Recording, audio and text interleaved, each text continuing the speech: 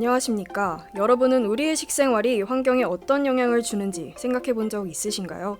여러분이 섭취한 육류가 어떤 과정에서 생산되고 또 어떻게 환경오염을 일으키는지 생각해 보는 것은 쉽지 않습니다. 그래서 지금부터 식생활과 환경 문제에 대해 탐구해 보며 우리가 지향해야 할 식생활에 대해 함께 이야기해 보겠습니다. 그렇다면 전 세계 사람들은 얼마나 많은 육류를 소비하고 있을까요? 1970년에는 약 1억 톤, 2000년에는 약 2억 3,200만 톤, 2018년에는 약 3억 4,100만 톤의 육류가 소비되었습니다. 이와 같은 속도로 육류 소비가 증가한다면 2050년에는 약 4억 5,500만 톤의 육류가 소비될 것으로 추정됩니다. 한국농촌경제원에 따르면 2019년 우리나라 1인당 육류 소비량은 54.6kg입니다. 이는 1인당 연간 쌀 소비량인 57.7kg에 달하는 수준이죠. 대표적으로 공장식 축산업이 가장 큰 문제로 뽑히고 있는데요. 공장식 축산이란 최소 비용으로 축산물을 대량 생산하기 위해 동물을 한정된 공간에서 대규모 밀집 사육하는 축산 형태를 말합니다. 이러한 공장식 축산은 환경에 여러 악영향을 미치고 있는데요. 가축 사육을 위해서는 넓은 토지 확보가 필수적이기 때문에 방대한 양의 삼림 벌채가 이루어지고 있습니다. 뿐만 아니라 가축의 사료를 생산하는 과정에서도 수많은 산림이 파괴되고 있는데요. 이는 이산화탄소 흡수 능력 상실과 산불 유발로 이어지기 때문에 주의가 필요합니다. 지속적으로 반복되는 아마존 열대우림 화재도 가축 사육 공간을 확보하고 사료를 재배하기 위해 화전 개간하는 과정에서 초래되었는데요. 이러한 열대우림 파괴는 전 세계 기후변화의 큰 원인으로 작용할 수 있습니다. 가축의 소화 과정에서도 환경 오염이 발생하고 있는데요. 유엔 식량농업기구에 따르면 축산업은 전 세계 메탄가스 배출량의 14.5%를 차지하고 있습니다.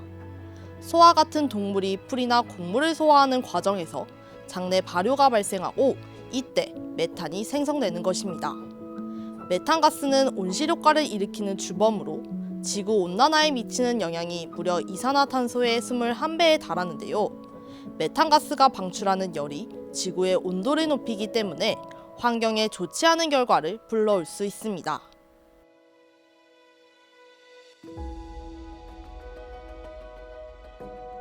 우리가 어떤 먹거리, 어떠한 식사를 선택하느냐가 온실가스 발생, 그리고 그걸로 인한 대기오염이라든가 수질오염, 토양오염 이런 것들이 굉장히 막대한 영향을 끼치고 있거든요. 그래서 국내에서 기후문제연구소에서 조사한 통계 자료에 의하면은 하나의 쇠고기 스테이크 식사와 하나는 또 이제 콩나물 국밥이 있어요.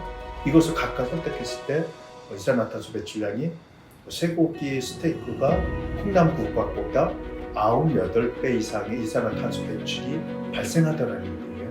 그러니까 우리가 어떤 기후위기 그리고 환경을 보호하자는 얘기를 많이 하지만 대부분 사람들이 우리가 어떤 식사를 선택하느냐가 우리 환경에 굉장히 막대한 영향을 끼치고 있다는 걸 모르고 있다는 얘기죠. 오늘날은 대부분이 공장식 축산이라고 하는데 거기에서 발생하는 어떤 분뇨라든가 토질 오염 그리고 수질 오염 이런 것들도 굉장히 심각한 영향을 미치고 있습니다. 육류 소비로 인해 발생되는 문제를 해결하기 위해 많은 사람들이 비건이 되고자 노력하고 있습니다. 채식을 실천하는 사람들이 증가하면서 대형 프랜차이즈까지 비건 음식을 판매하고 있습니다. 저는 현재 신촌에 위치한 비건 식당에 와 있습니다. 비건 음식만을 판매하는 가게도 있지만 이처럼 비건 음식을 함께 파는 가게도 있으며 비건 옵션을 선택할 수 있는 가게도 있습니다. 이제는 일상 속에서 비건 실천이 어렵지 않게 되었습니다.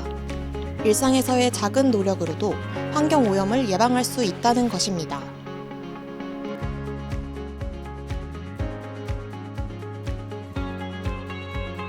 이런 기후변화나 동물의 복지나 식량 확보를 위해서 육류를 대체하는 것이 중요하다라는 것을 공감했는데 이 식물성 식품 위주의 식단을 바꾸는 것, 이걸 수용하는 게 무척 중요해요. 근데 이 과학이 얘기하기에 최근에 우리가 만성질환이 많이 있지 않습니까?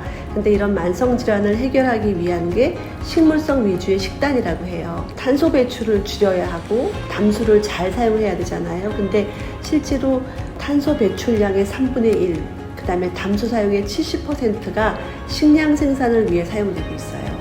그래서 일단은 환경오염을 줄이기 위해서는 음식 쓰레기를 없애는 것이 무척보다 제일 중요하죠.